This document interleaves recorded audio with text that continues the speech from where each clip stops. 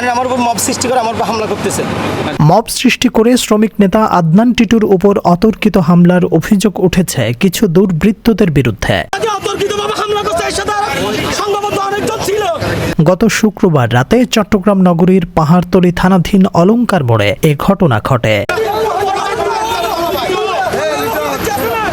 এ সময় ভুক্তভোগী আদনান টিটু জানান, গত শুক্রবার রাতে শ্রমিক সংগঠনের মিটিংয়ে কথা বলতে গেলে জীবনের নেতৃত্বে রাসু বাবলু সহ বেশ কয়েকজন তার উপর অতর্কিত হামলা চালায়। তারা পরিকল্পিতভাবে মব সৃষ্টি করে আমাকে বলছে, তুই যদি এখানে আসস কখনো তোরা আশা করবো আমি আজকে আসছি, এরা আমার থেকে টাকা টুকা চাইছি। এবং বাবলু নামের কি বলে এই থানাতে কমিটিতে কি কি আছে আমার এর কল রেকর্ডে সব প্রমাণ আছে।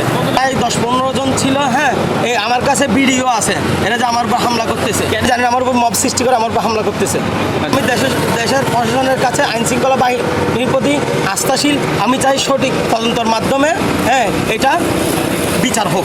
এদিকে হামলার বিষয়ে অভিযুক্ত রাসুর কাছে জানতে চাইলে তিনি বিষয়টি এড়িয়ে যান। আমি অভিযোগ বলতে আমি মালিক সমিতির অফিসে আমি জানাইছিলাম, মালিক সমিতির অফিসে এগুলো কোনো উদ্যোগ নেই। ভুক্তভোগী শ্রমিক নেতা আদনান টিটু তদন্তের মাধ্যমে প্রশাসনের কাছে দোষীদের আইনের আওতায় আনার দাবি জানিয়েছেন। Desk report, news Bangla, Chittagong.